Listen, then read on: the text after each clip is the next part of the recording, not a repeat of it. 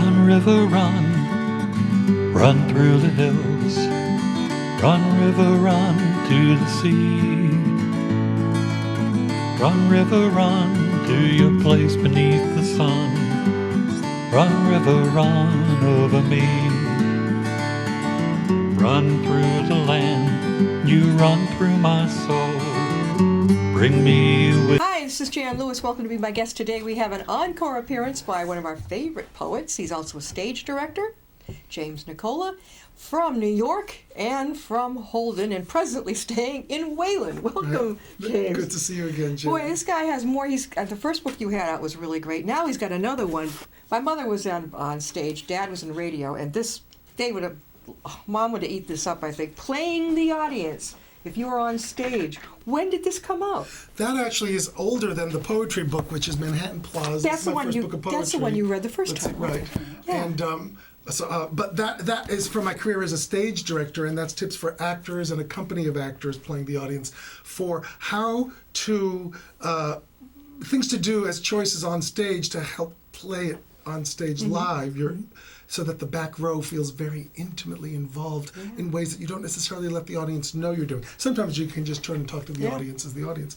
And so all that are things that I developed working in the theater for 20, 25, 30 years. And that won a Choice Award, which is the Choice is the magazine of the Library Association, and here we are in the library and graduate research institution. So I'm honored to have that. And I just heard they've been selling all December. People have been buying gifts because I've been being in touch with more people. I would think that, I know that I was in high school plays a lot. I would think some of these high school directors and college, would love something like this. Right, it makes a great gift to put on your list, Playing the Audience, the Practical Actor's Guide to Live Performance. And I also do Playing the Audience workshops to introduce students or young actors or teachers or colleagues to some of these principles. And next week I'll be in Westchester, Pennsylvania at the Kennedy Center American College Theater Festival Region 2 convention and giving a workshop Playing the Audience as well as a workshop on Shakespeare's verse. But I also have been going around the country this year, mostly the Northeast, but some in the Rocky Mountains, giving workshops called Sounding the Silence, which are poetry and reading workshops. So here I hold up the first one, Sounding the Silence Workshops by James B. Nicola. So this is me. Sounding the Silence is great for teachers, poetry lovers, and writers. It's about looking at reading for meaning, reading for interpretation. That's your presentation. That's the Sounding the Silence workshop, which started last April at the Worcester Library. It was the first place I did them, Worcester Public Library. Didn't you tell us about that? I did, because I was here before, the week right before that started for National Poetry Month. Sure.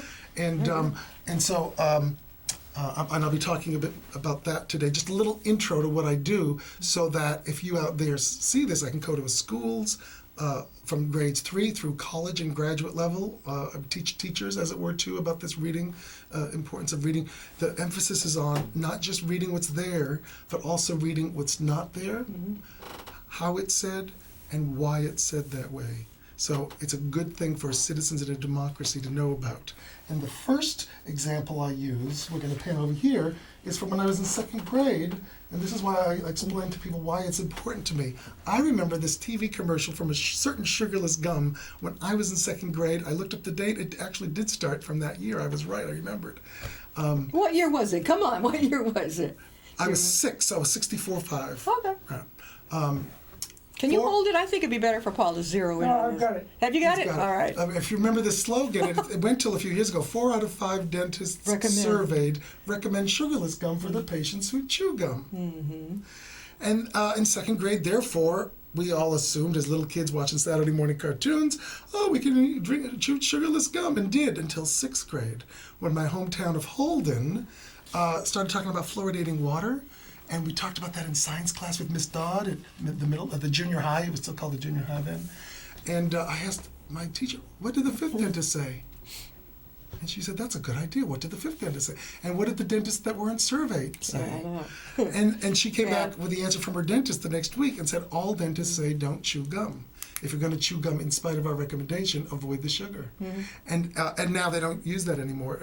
So that's interesting. In the old days in America, the pioneer towns, the peddler would come into town and then leave. So if you bought a knife or a pot or a pan, we knew this thing called caveat emptor, let the buyer beware. Hell yeah. Now, the ability to read advertising speech or commercial speech in a commodity culture is important. So that's just one example that's kind of cool. And then reading newspapers and magazines. Thomas Jefferson, when he was asked which of the Bill of Rights is the most important, he said the right of the free press if you have a dedicated journalism class and a population that knows how to read.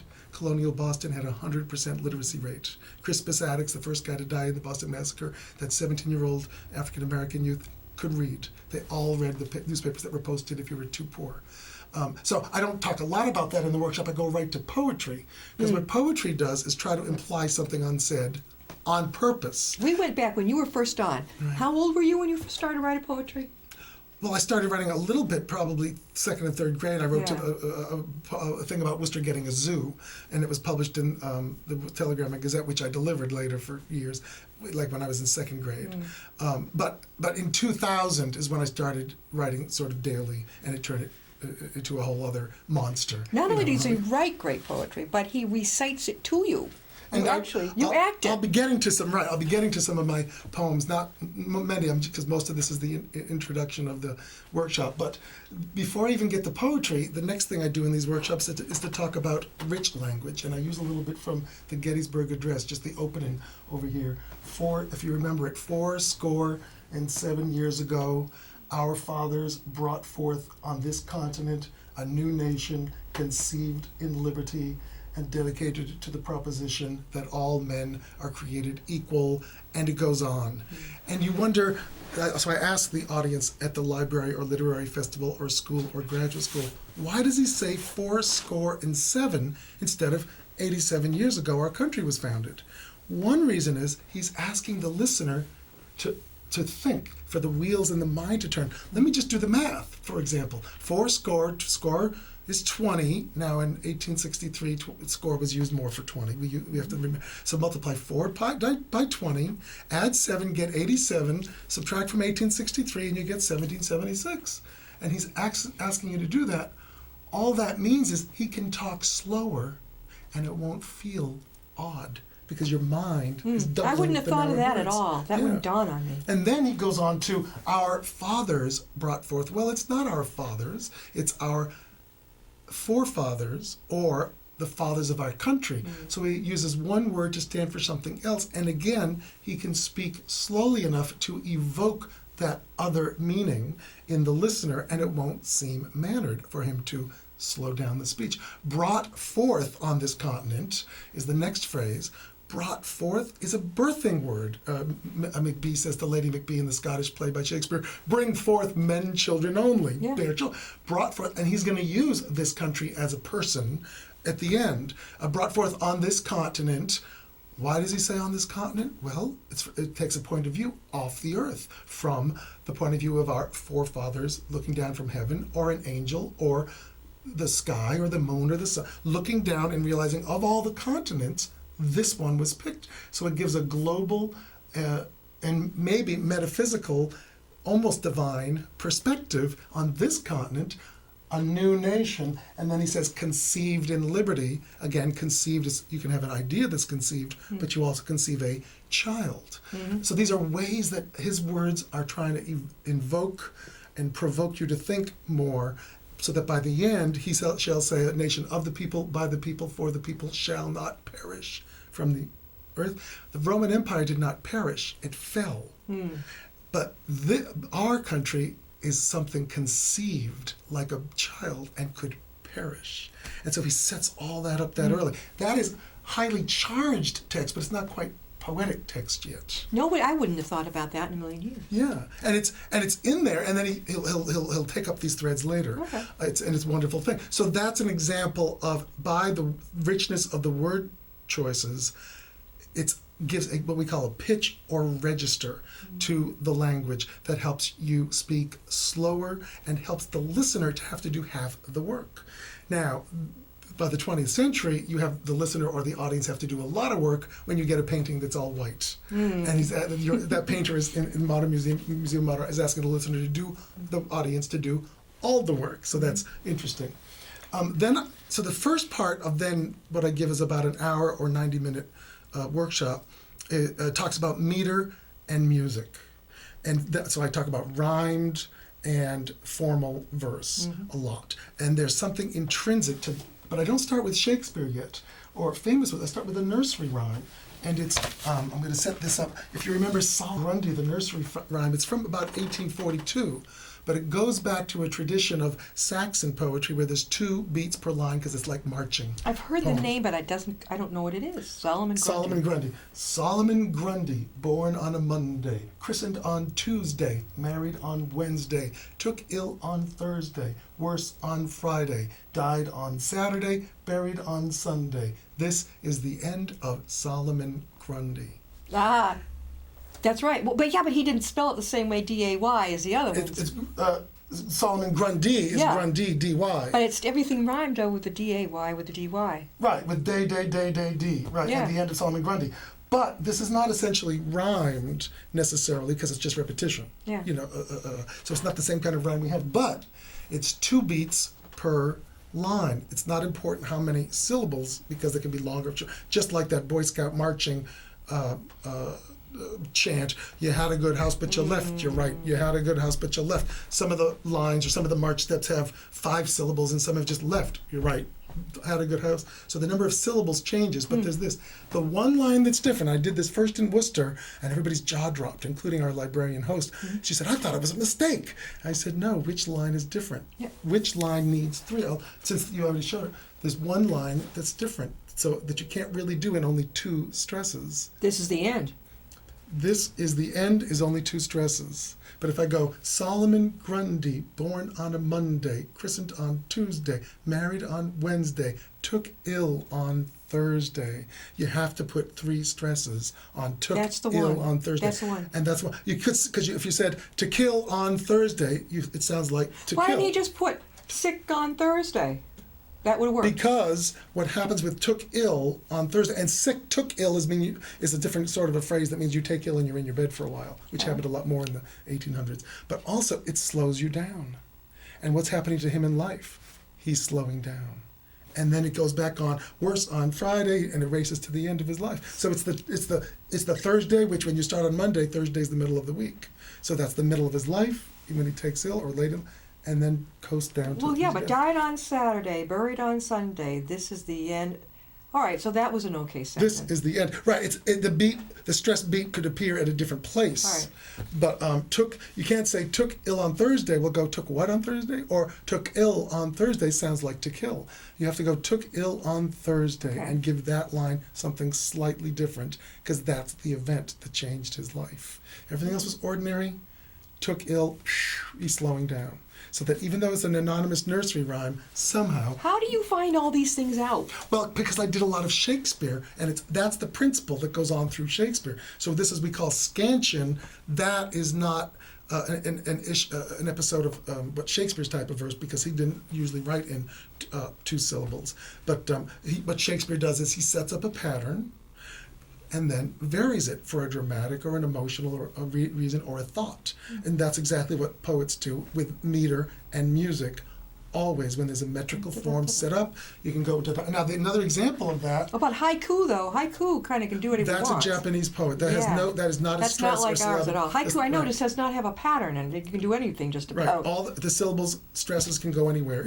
Exactly. So that's a different kind of a form. And there are other forms that have nothing to do with line length or number of stresses, sure. but they're not going to set up the same kind of emphasis by varying a pattern. And then the one example I'll give where there's a bit of white space to show the white space and wonder also happens to be rhymed. This is another poem of Rachel mine. Carson? Rachel Carson. Now, you did this one. This is mine. your poem. Right. Okay, This he is wrote mine. this one. All right. Right. And then instead of continuing to do the other right. blown up, I can read some more from that. Oh, we can definitely. talk some more. We're waiting for that one. Okay. Rachel Carson. Does a V of 5 or 4 make a gaggle anymore? What about a band of 3? Do they even make a V? Today I saw a pair of geese, glistening as ambergris, taking pause, if not delight, from their myriad miles of flight. washed up on the Hudson shore, wishing they were 3 or 4. Yeah, I knew that. I was waiting for that to rhyme to come at the end. That's because I set up a rhyming pattern Yeah, you did. for you to I was have you waiting do it. that. That's right.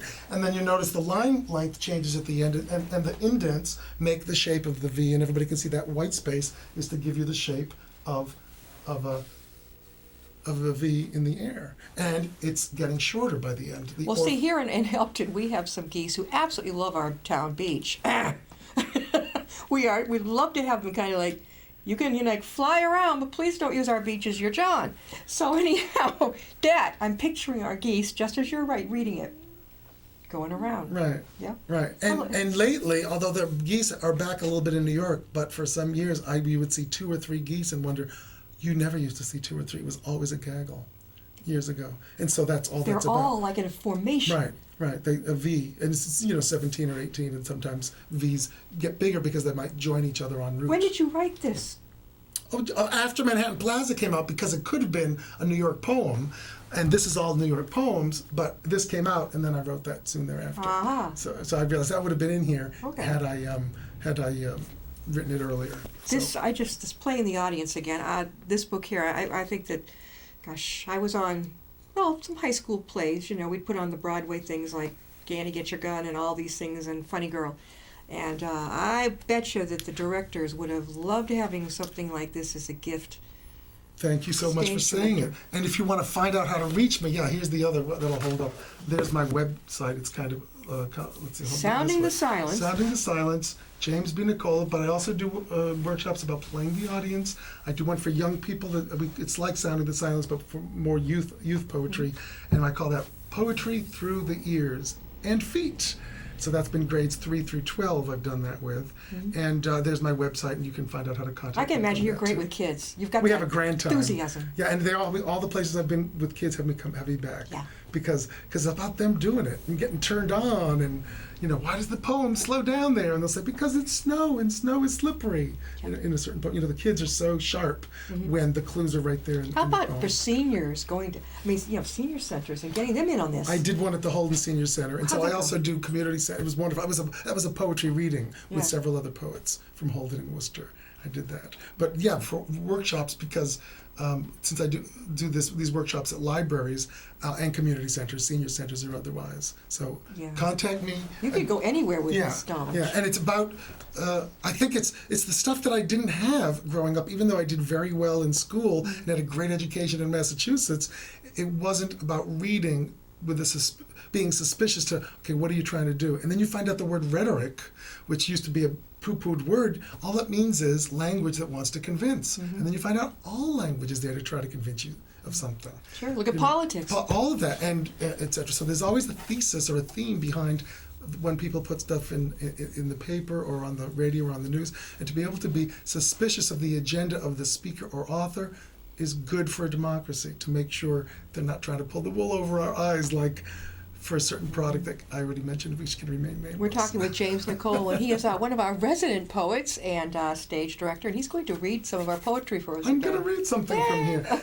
And actually, I brought one from here for the with the visuals, although it's going to be hard to see. I can stick it up anyway, because that way I'll find it quicker. But it might not. You might not be able to read it, but here it is.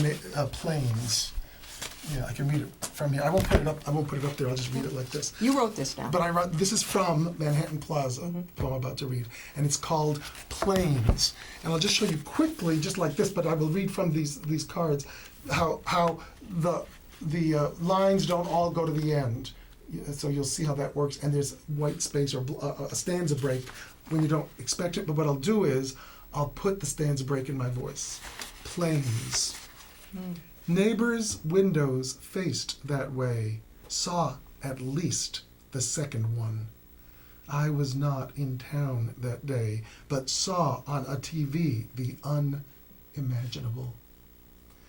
Early mornings, still late nights, I wake and watch the blinking lights like a runway in the western sky. doting on the hums below of traffic trucking to and fro along the Hudson, safe as TV. I see a light scud dead south. Blink, try my utmost not to think, but wincing with a second's yelp, I cannot help but imagine. Now, was that anything to do with 9/11? To do with 9/11. I was right. Right, because they used, for the years after 9/11, there were no flight patterns down the Hudson. And then one day they so you had to not fly over New York. Well, they remember Sully Sullenberger landed that plane. That was years later. Yeah, right. yeah. That was right outside my window. It was right outside my window. You saw it? Right. But this was inspired the first day I saw planes coming down the Hudson again. Then I heard on the radio they just started again. It was 3 or 4 years later after 9/11. When did that's when you wrote So I it. wrote this when I saw planes, because for years we didn't see planes going down the Hudson, but that's one of the flight patterns in New York, because you can follow the Hudson well. If you ever go up and down the Hudson, great view of the New York skyline if you're on the right side of the plane. That happens. Oh my God. But sometimes they'll detour you depending on winds and other planes way over Long Island. You got to circle the other way sometimes and things like that. So that was what this is about.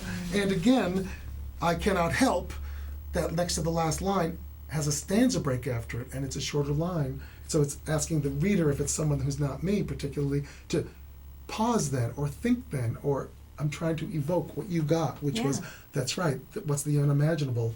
2 planes I going knew. to I the just had a feeling I was right. right. That is so good. When the person can zero in on what you're talking about Right. without you giving it away. Right. That's right. And then, now what I love to do, and I love when I read poems that aren't mine, that the poem makes me want to go back to the top.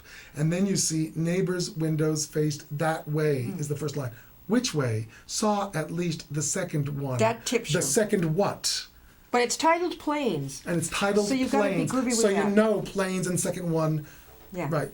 I got Right, you. exactly. So the clue is in the title And Planes. you gotta really pay attention. You That's know. right. And that is what poetry is, a great thing for students to learn to pay attention in this world where there's so much quick. A friend of mine, or a friend I just met that day, said, "Yes, learn to pay attention. It's the new currency." Yeah. Paying attention, the new currency. I know it. You know. Everywhere you go, you see this. Waiting Right. rooms everywhere. Right. You ever Right. go into a restaurant?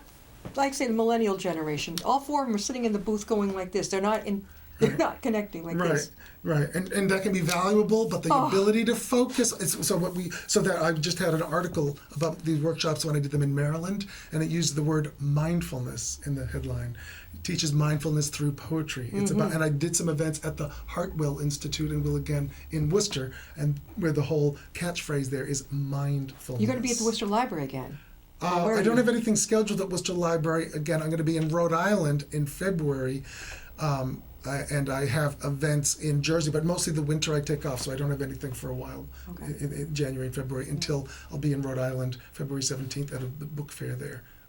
The Authors Book Fair? Yes. Have you heard of that? Oh yeah. And you've never been? I haven't seen you at the one in July in Danversport, Mass. Huge, the New England Authors Expo, every July.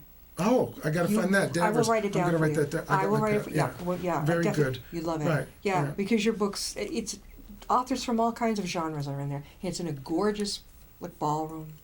Oh. And Danvers is on the North Shore? Danvers on Port. Yes, Yeah. it's right on the yacht club. Oh. Ah. You love it. It's worth the trip here from Upton. I'm not a traveler, but I'll go up there for this. Yeah. To me, it's like a kid going to Disney World, as I love to read, and I love to meet the authors, obviously. It's beautiful. And we've had many of them on the show from there. Beautiful. So I think you'd have a fun I love time. an excuse to come to New England. I got family and friends here. all You'll over meet the a lot place. of authors. Yeah. I don't think I've seen one poet up there. I don't think so. Very good. July's a grand time. And then I have in July, I'll be at the New York City Poetry Festival, and September 27th, I'll be at the Bryant Park Reading Room, Midtown. September to introduce my new book, which is called Stage to Page, Poems from the Theater. And that comes out in June. You're going to let me know, correct? Yes, And you're going to have, absolutely. all right, because I got to read this now. Right. When my mother was on stage and she was at Emerson, she was taught that if you can't, when you're watching the actor act, if you can't tell that they're acting, they're doing a good job. If you can't separate them from their role, like on television, if there's a show I like, usually it's because the actor is so good, I can't picture them any other way. And that's what she was taught. Right. I love then when you find them somewhere else and they're totally different. Mm-hmm. You know, that was acting. Oh my gosh, that the voice was not there. Like Christopher Guest, Yeah. I heard do a whole interview with an American accent, and then the interviewer, I think it was Scott Simon on NPR, found out that he's a Brit. He says, "Oh yes, I can do either." Well, remember the show House? Remember House? House, He was British, right? but he was being American. Right. He was Jeeves and Wooster. He played Wooster in Jeeves and Wooster. Didn't Right. Hugh often- Laurie. That's right. Hugh Laurie. Right. Brit. Yeah, it's Right. amazing. And yet, I interviewed a local radio talk show host, and he's very gregarious on the radio. He was very quiet and subdued in your, that, and it was seeing two different people. Very often, I think a lot of people in broadcasting stage are like that. We can be very quiet and unto ourselves at home, but boy, put us in front of the camera. And that is why, one other thing about getting up in front of doing poetry in front of a room, I found out in the 19th century American little schoolhouse, one-room schoolhouse, every American kid got up in front of the class and recited Shakespeare. And they said, because we think it's good for democracy. That James, we got about everyone- 3 minutes left. Read us some poems. Another poem, Oh, okay. yes. James Nicola. Great. Then you're going to let us know exactly again how to get a hold of you. That's, oh great, They can I'll get hold your that books one. and everything. Right. Yeah, Just give your sites. And, yeah. Oh, here's a brand new one. All right, go for brand it. new. And it happened on a Broadway play. okay. Only I saw the fly flit her by the actor's eye. Saw him flicker with a finger. Saw the thing fly back and linger. Make him blink and make him twitch. Most would think he had an itch. He never dropped a line or cue, for that is not what actors do, but focused on the space between, on the objective and the scene. When the fly leapt to my lap, I slew it with a sudden slap. The actor heard, but was not riled, just looked my way and smiled. Oh, that is so good. It's brand new. Haven't you ever been to a play? You have. That's You've been to a right. play, and you can see something's going on up there. Yeah. And that's you got it. You nailed it. Yeah. Yeah, this actually happened to a friend of mine seeing James Earl Jones in the Gin Game. She was in the front row, and she told me that story only last month. And so it took a while to think about how to do And this. the show play. goes on. Right. You know, Right. that your show goes on, and that's it. Right, right. And so maybe, although stage to page, that next volume next of book, poetry yeah. could have this poem in it, but so far the galleys have already been distributed and it's not in it. That's but not gonna but it's be in another theater poem. It might be, because it doesn't come out until June. I got time to. I like it. I got time to add a few things. Read us one more. One more, which opens the book here of Manhattan Plaza. Mm-hmm. It's the first one, other than the prologue. New York.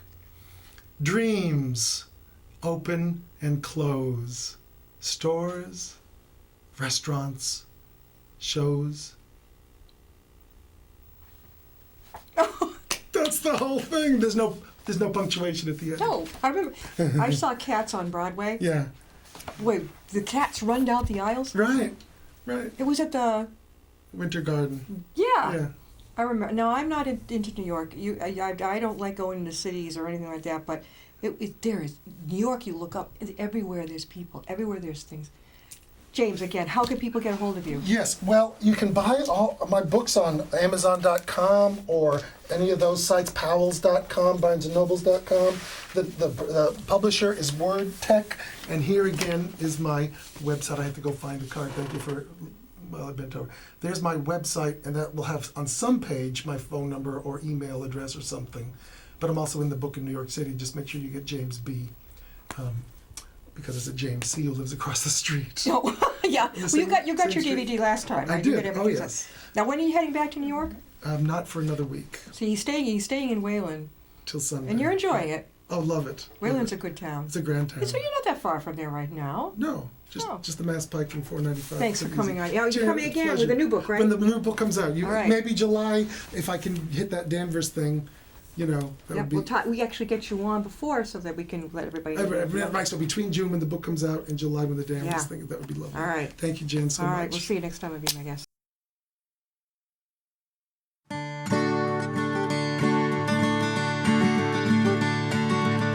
Run, river, run, run through the hills. Run, river, run to the sea. Run, river, run to your place beneath the sun. Run, river, run over me. Run through the land